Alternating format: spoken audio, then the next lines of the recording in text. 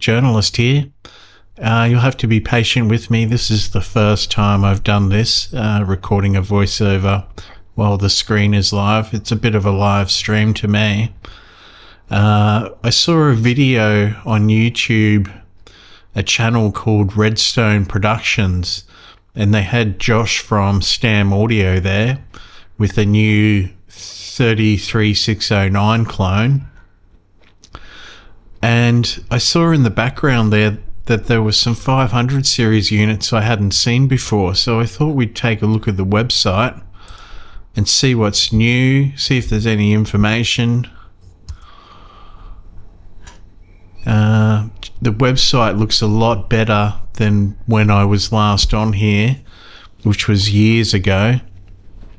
I had a quick check this afternoon, but it looks a lot more professional than when I last went through it. And it's good to see they've got some high-profile people endorsing the product. So I was speaking to another company that we all know, another manufacturer, and I suggested to them that they needed to get more high-profile engineers to endorse their gear for them to be taken really seriously. They argued that they were already doing that, but I don't believe that they are. I won't mention who they are, but it's someone we all know, a very successful company. Oh, hello, baby. My cat's come to join the stream. Even when I'm mixing, she sits on the desk in front of the speakers, just underneath the speakers, and just loves the music. I've had the music blaring at 95 decibels, checking the mix loudly, and she just lays there asleep like nothing's going on. She's a beautiful girl. Maybe you can hear her purring. Oh, look, they've even got Nolly. So we've got a modern metal engineer endorsing the products too. Let's see what they've got. I've heard about these and I really want to try them. This is a Neve preamp, but it's got a tube. I'm all for experimentation. Sold out, I'm not surprised. No pictures of the circuit. That's unusual. Maybe there's some secrets there that he doesn't want us to know about. And there's a switch missing. What's missing? Normally there's the BAE version has 4 switches. Phantom power, high Z, polarity. What's missing? Oh, a low cut. Is it a low cut filter is not there? Geez, I'd love to try this on bass, DO bass. I imagine that would be fat and round. So yeah, there's the Neve tube preamp.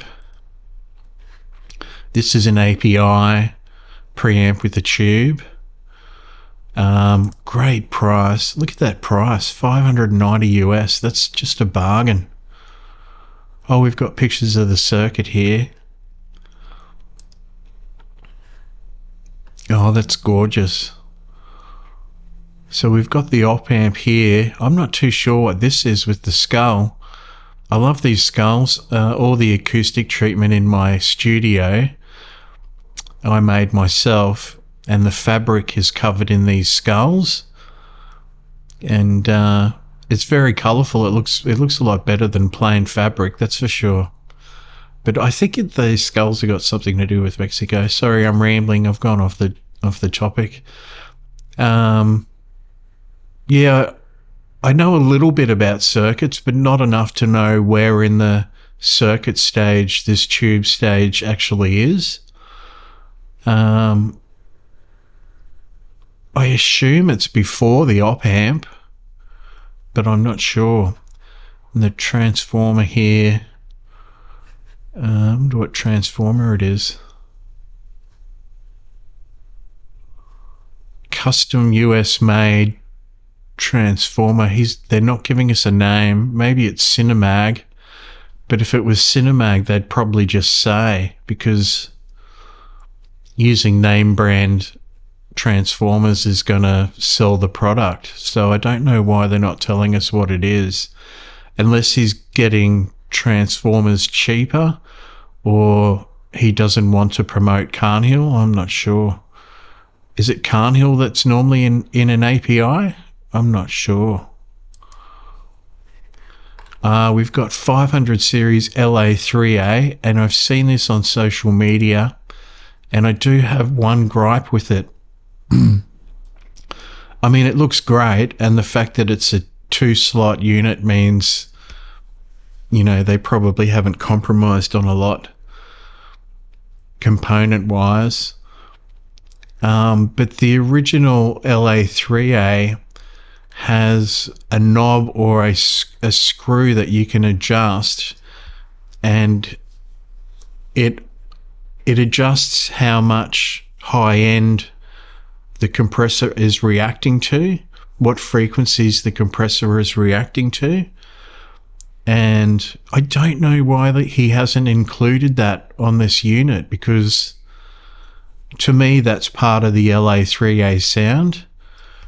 I know CLA's got a fair few LA3As, and you know that screw, that knob is set in a specific position for whatever instruments he's running through it. So I don't understand why they didn't do that. I would have preferred that screw or that knob rather than an LA4 emulation. I'd love to know if it's component, if it's a component match to an LA4A, or is it just an approximation of an LA4A? I'm not sure. Great unit though, out of stock. I would like to know if the wait times have gotten any better. I mean, I've always been a fan of STAM audio gear, and he comes up with some genius ideas, like these multi-model units, you know, where you've got specific iterations of that model in one unit. I mean, that's genius. But yeah, I've always been worried about the wait time. I have bought STAM gear second hand, but that was just to sell it on. I was flipping gear. But what I've heard, it sounds pretty good. We've got the bus compressor. I really want one of these. I need an SSL bus compressor for my parallel drum bus. Anything that I've tried, that's the best compressor for the duties that I'm looking for. I've got a Smart Research C1LA here, and I've experimented with it on my parallel drum bus, and it's exactly what I want. But I stole the idea. I know that Randy Starb was using the SSL bus compressor, the rack mount one, for parallel drums, and I tried it and I was like, oh my god, that's what I've been missing. That's exactly what I want. So yeah, definitely keen to get one of these. Are they in stock? Did I look at that already? The next batch is now. Oh, I should look into that. Josh, if you're listening, I'd love one to try. If it's just as good as my Smart C1LA, I'll definitely buy it. I'm a huge fan of his 1176s in the 500 series. Once you get used to having so much processing power in such a small footprint in your studio, it's really hard to go back. So, you know, if you had a collection, he's got a few iterations of the 1176s here. The Blue Stripe, the Rev D as Rev F. Yeah, the Rev F. You know, imagine having a 10-slot lunchbox and just having them filled with these. So you've got 10 1176s at your disposal. I mean, such a small footprint in your rack for so much processing power. Yeah, I really want to get some of these. Are they in stock? Oh, they're in stock. Oh, don't tell me that. So we've got the blue stripe, the Rev D in stock as well. Ooh, are these not selling, or they're selling really well and they're just making a lot of them? I don't agree with the dry wet knob on any compressor, really. I just never use it. If you're going to compress something, compress it, you know. I don't understand the dry wet. I mean, I've tried it. I've tried it on everything. I specifically tried it on snare, and I just couldn't get it to work. They just didn't. Compressing the snare and then blending in the dry signal, it just didn't hit right. It didn't sound right to me. Yeah, I'd love some of these for drums. Attack, release, output, input. I imagine you can do all buttons in. Yeah, great looking unit. Great price. Great price. And the Rev F, I'm surprised this isn't more popular, because modern pop and rap these days, the vocals have gotten cleaner, in my opinion. From what I've heard, nobody much is using a blue stripe on pop and rap vocals. Mixed by Ali, he's got the right idea. He's using an LA3A, and I love the sound of his stuff, and it's a lot cleaner than a blue stripe. So I'm surprised these aren't more popular. If they're that clean, they're just going to suit some mixers. Yeah, amazing looking unit. Great price again. Out of stock, so maybe this is outselling the other 1176s. So coming soon, the Blue Devil, and we've got the Red Devil here. I believe this is one of Josh's original designs, so maybe it says what it is. The Red Devil is a dual-stage tube preamplifier designed with coloration and low end in mind. Essentially a tube 312 preamplifier, it retains the aggressive character of the original while adding further harmonic distortion, low end and coloration, with the addition of a second output stage based on an ECC83 tube and a US-made 5:1 steel output transformer. So basically it's a 312 on steroids, using the 2520 op amps too. So I wonder what the difference is between this Red Devil and this 312 5T. They both look the same. Must be different transformers.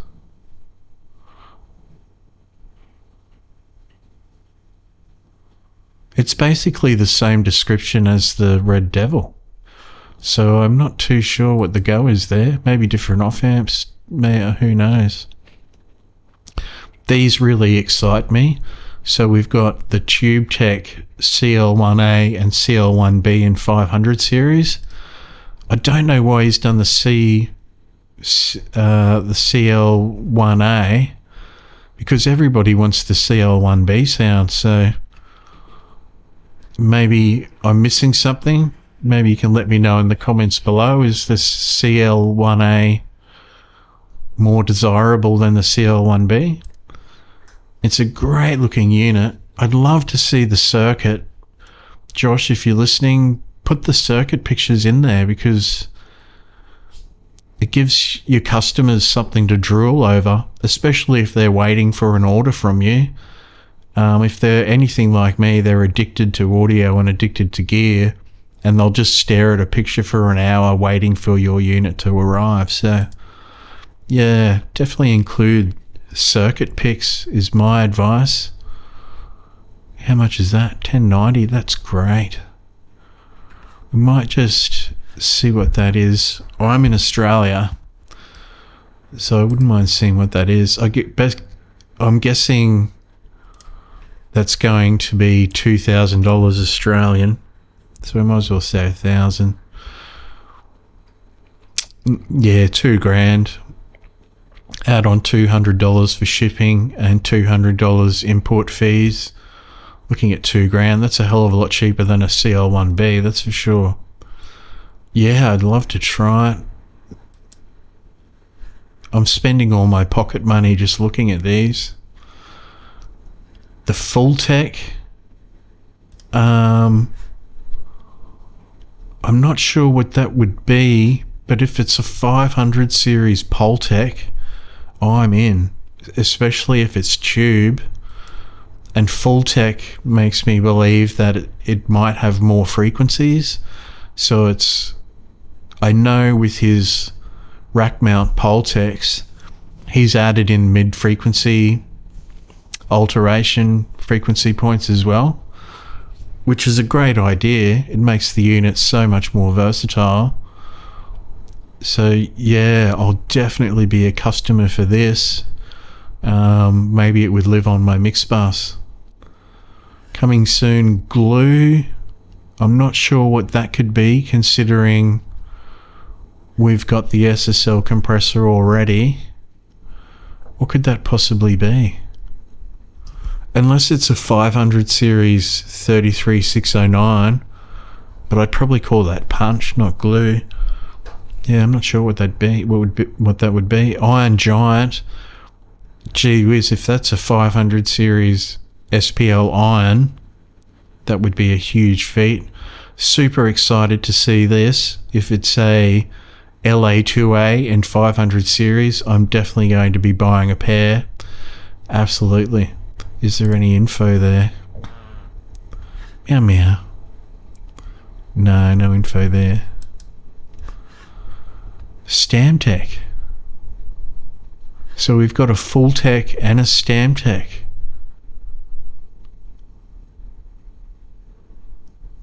Maybe let me know in the comments below, guys, what you think these are. Is there any info? There's not going to be any info on any of these. I don't know why I'm checking. A STAM tech and a full tech. Maybe this is a souped up, altered Poltec with more frequencies, and this is just going to be a standard 500 series Poltec. But I haven't seen anything on social media.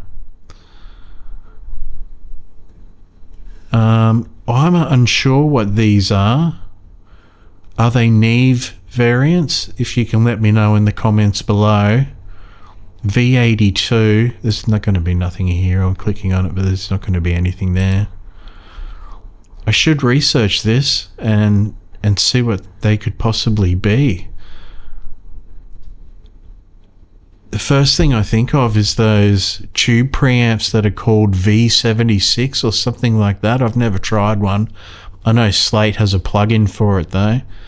The plugin that I've heard I didn't really like. So yeah, I'm unsure what that could be. Let me know in the comments. A very new, that's obviously going to be a very new. I'm hoping that's going to be 500 series, because we've got all the 500 series at the top. So it seems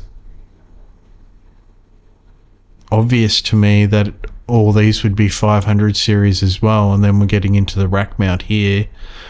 Unless this very new is rack mount, I don't know. I'm just speculating. I've seen this. It's a Neve 33609 crossed with an API 2500 compressor. I don't know why they made it look like a Neve. If I was doing that, I would have made it look like a 2500. But I guess then everybody would have thought it was a 2500. But everyone's going to think this is a 33609. It's got 2520 op amps, an API,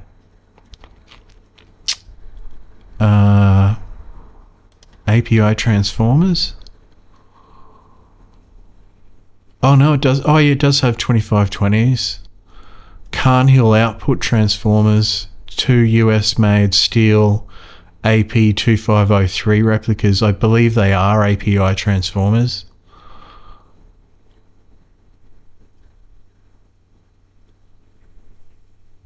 Carnhill input transformer and Carnhill interstage transformer, but we've got no idea what these US made output transformers are that are on a lot of the products. So there's transformers he's using that have no name. So yeah, if you're listening, Josh, you should disclose to us what they are. No one's going to get angry. Okay, so we've got the CL1B and the earlier revision, the CL1A. I'd love to see the price on these. Considerably less than a CL1B. I think they're like $4,000, aren't they? On Sweetwater. We'll have a look.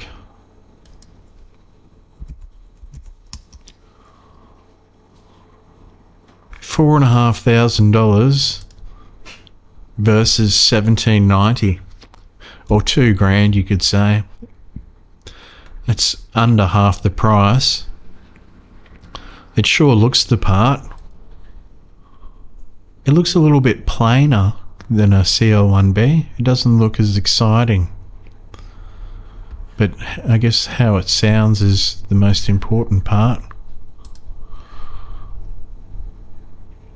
I believe this is an LA3A with a tube, which I imagine he'll probably do a 500 series version of that too. I wonder if this has the frequency knob. What have we got here? Oh, so it's an LA2A and an LA3A in one unit, but it's got a tube. Oh, we've got a circuit pick. Oh, the meow meow's back. Lay down, beautiful. You gonna lay down? You gonna purr for everybody? Oh, you got the beautiful. Oh, he's got goop on everything. Are these capacitors? So he doesn't want us to know what the capacitors are? That seems unusual to me. Let me know in the comments why he's done that. All through-hole components and a proper Kenetech T4B. I like seeing the big T4Bs, especially the Kenetech. Good unit. We've got the LA2A. What's special about this one?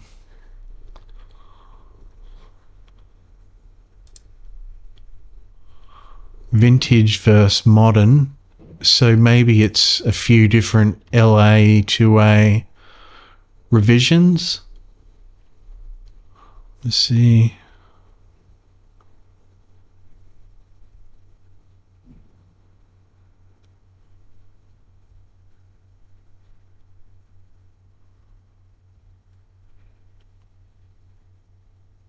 Behind the tubes, the board. It doesn't really say.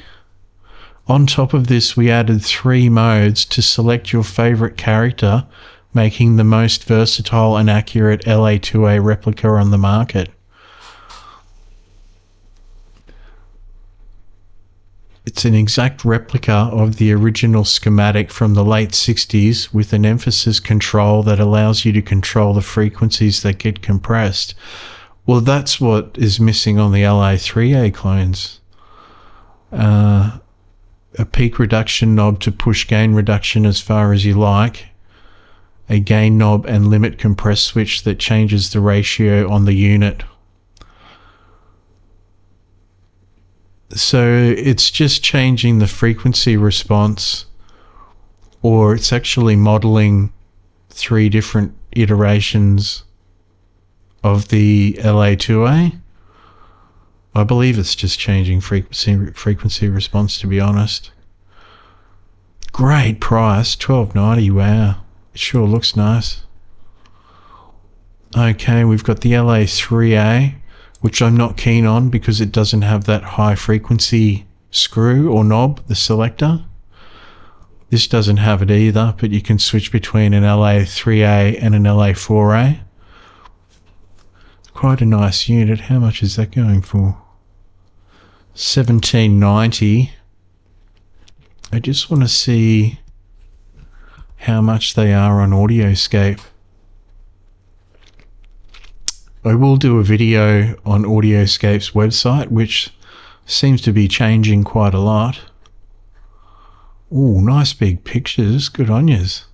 Here we go.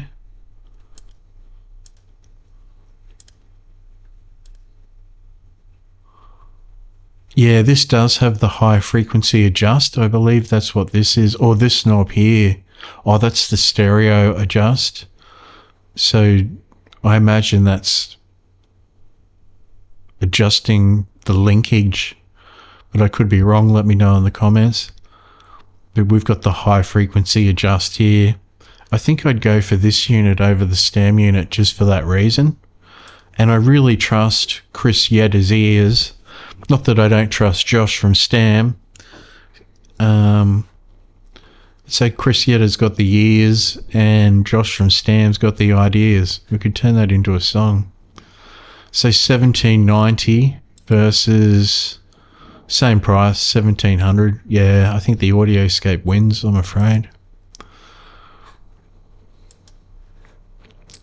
What else have we got?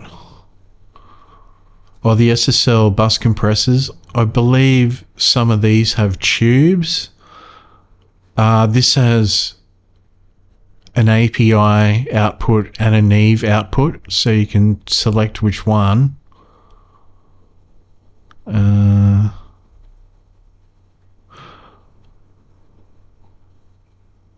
Oh no, two legendary bus compressors in one unit. So famous G series and famous E series.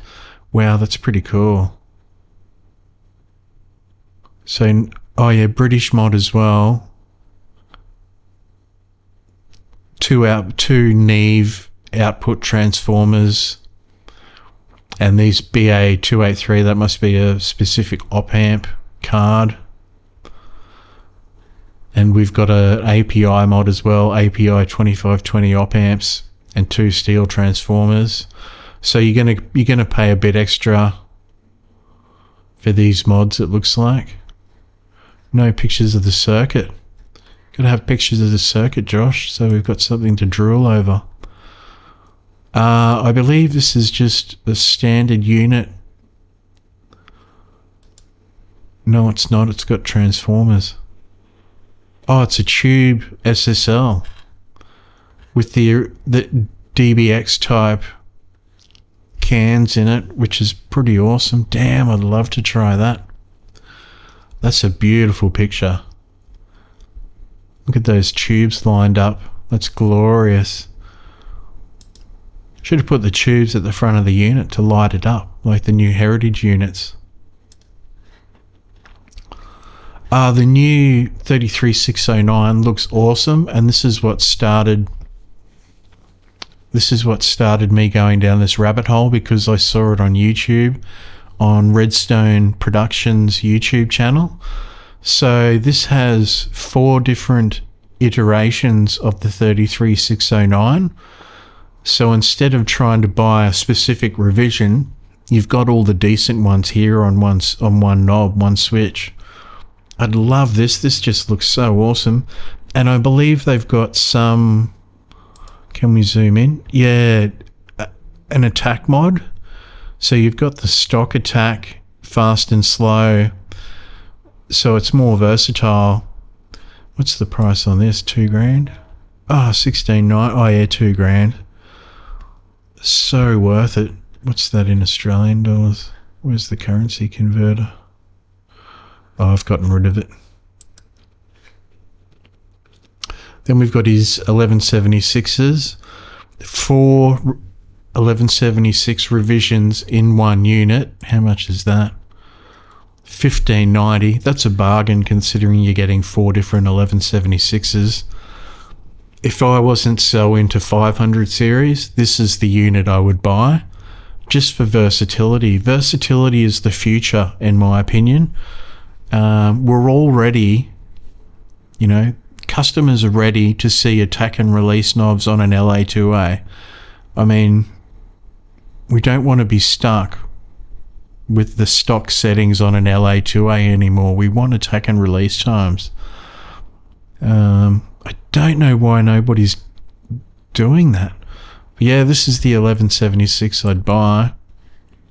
Because imagine auditioning it on a vocal and you could flip through all four and see what's going to suit the song and what best suits the singer, just like you would choose a microphone. So it makes total sense to me. SA76A is blue stripe. Anything special about this one? Oh, it's a tube blue stripe. One single tube, is it? The tube output stage includes an ECC88 valve. That's an unusual valve, isn't it? Someone let me know in the comments. Oh, so users can decide how much of each output section is present in the signal, giving you an array of colors to choose from and essentially 3 compressors in one. The classic 1176 Rev A, the tube 1176 Rev A, I see, and a 50% hybrid of both. So there's going to be a knob here where you can adjust this knob here. Is that it? Yeah, where you can adjust between solid state and tube.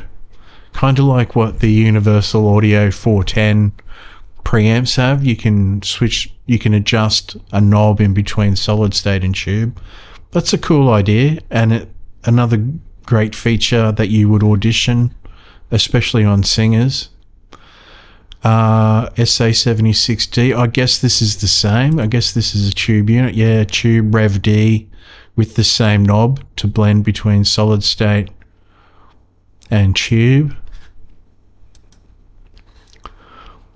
1178, and it's got a T there, so that means tube. So we all, oh no, vintage vet compressor. Does it have tubes? I wonder what the T stands for. He must be getting confused with his model names because, oh, it's a plus, is it? Not a T. SA78 plus. Let's see what the go is. Excuse me, after several questions. Premium, but with critical improvements to overcome the shortcomings of this design. Despite being extremely popular amongst experienced engineers, the 1178 had 2 major limitations that prevented it from being as popular as the mono sibling, the 1176. The lack of slower attack time for mix bus duties. Well, the 1176 didn't have slower attack times. What are they talking about? Perhaps the most important shortcoming of the 1178 was the lack of a slower attack setting to utilise this stereo unit for drum bus and mixed bus duties. Well, that's not really true. You've got Nolly as an endorsed engineer on this website, and he sets his SSL compressor to the absolute fastest attack possible, like it's 0. So there's no rule as to what your attack time should be on Mixbus. I always change. I change between, if I'm doing rock and metal, I generally have a 3 millisecond attack time. If I'm doing slower rock and ballads, I'll do 10 milliseconds. Sometimes rock is 10 milliseconds. If I've got a snare that I want it to thud rather than spank, I'll do 10 milliseconds. So it's got 15 milliseconds, giving it the perfect attack time to be used on drum bus and mixed bus duties. Well, who says that's perfect? It's preserving the transient, but yeah, that's not gonna add, well, I'd have to hear it, but I don't think it's going to add significant punch. Pretty beautiful coloration. For those who choose the input transformer mod, we have given you the option to select it at the flip of a knob simply called Iron. The Iron mod can be added for $200 USD. So there's a transformer mod switching between transformers. Well, I can't see any more transformers there. It must be a different circuit. Wonder what console that's on. Is that an old Neve VR? I don't know what that is. No, I don't think it's a Neve. Somebody in the comments let us know. We all have an 1178. I mean, it's going to sell. A stay level, so not much to say there. Single channel Fairchild, stereo Fairchild, and a Fairchild that's basically a copy of an Undertone audio unit. He's kind of ripped that off. I think there was Facebook posts or social media posts where he had the Undertone Unfairchild in his workshop, and he was reverse engineering it. So he's not hiding the fact that he's taking inspiration from other companies. And I mean, the Unfairchild has a stellar reputation, so you might as well. And plus adding the attack and release controls on the Fairchild. I mean, I wouldn't buy a Fairchild unless it had attack and release. Same as I feel like I wouldn't buy an LA3A now unless it's got attack and release controls. So, Josh, if you're listening, I want an LA3A with attack and release controls. Solid state Pultec, self-explanatory. This is the Pultec with the mid-band included, I believe. Oops, can't be found. Maybe that's an old revision. Let's have a look at this one. All the prices getting up there. That must be the prices up there because of the mid-band. Yeah, so you've got this mid-band here. Boost or attenuate. So how are we boosting? Oh, here. That's confusing. They should have drawn lines on this so you know where you're at. So the bandwidth is controlling the high frequency still, must be. Yeah, cool looking unit. Have we got circuit pics? No. I mean, if I was going to buy it's stereo. Oh, I missed that. Sorry, guys. So it's a mixed bus demon. Yeah, if I was going to buy a stereo Pultec for my use in the studio, I think I would pick this over anything. I mean, Audioscape aren't doing anything that is this versatile. Neither is Pultec, to be honest. Neither is Warm Audio. Nobody is. So STAM wins the Pultec game, as far as I'm concerned.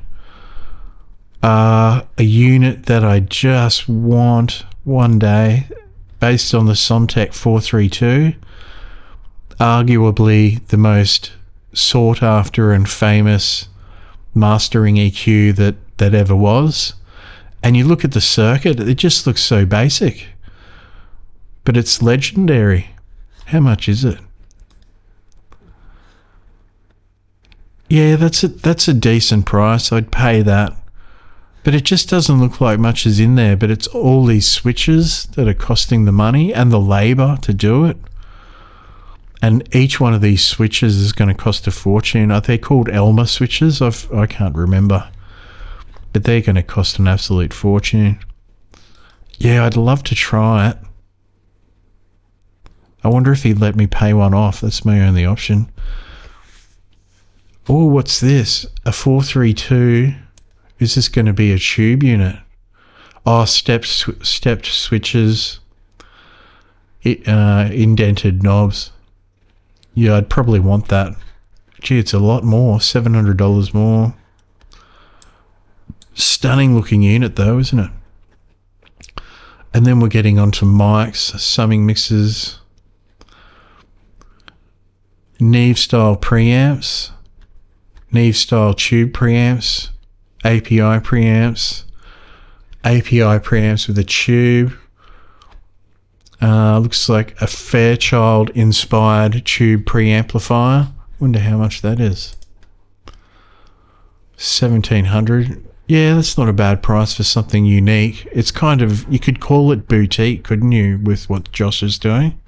So a boutique piece of gear for that price, that's a bargain in my opinion. Lay down, beautiful girl. The meow meows sitting right in front of the screen and now sniffing the microphone. Lay down. Come on. Good girl. Is this the Helios channel strip?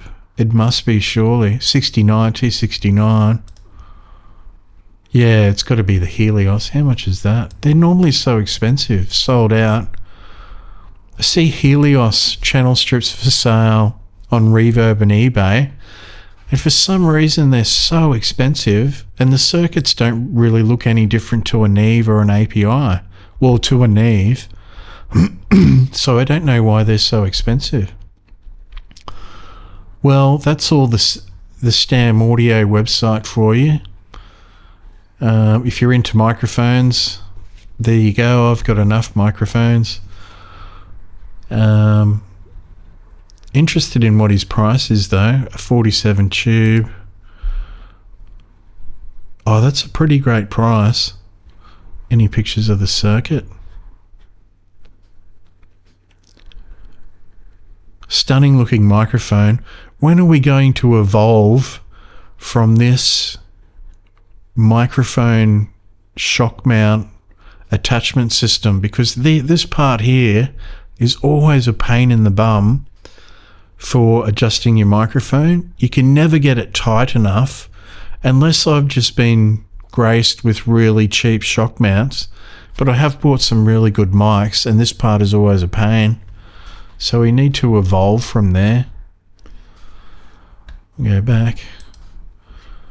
Okay guys, that's the STAM audio website through my eyes. I think the pick of the bunches would be the 1176 500 series. What I really want to see from STAM is tube EQs. An SSL EQ is so versatile. Imagine a tube SSL E series. How many people would use that on Mixbus or just in mixing? I mean, that could be somebody's Mixbus period. Just 2 tube SSL E series on your Mixbus. Oh, plus a compressor. But I'm of the view that you run your hardware bus compressor, then an EQ, and then a tube unit to run things out and to round things out, I should say. If I want something really, really smooth, I'll run a solid state unit after it, like a Marg unit, just to make the top end softer. The tube unit does something beautiful to the high end, but if you want it just a little bit smoother, the Marg unit, some people call it Mag, some people call it Mug, the Marg units, the EQ4, that's just great. So many people are using that on Mixbus and don't tell you, and it's a decently priced unit. So yeah, I think next we'll have a look at the Audioscape website. But that's all from me. I'm the Pro Audio Journalist. I'll see you in the next one.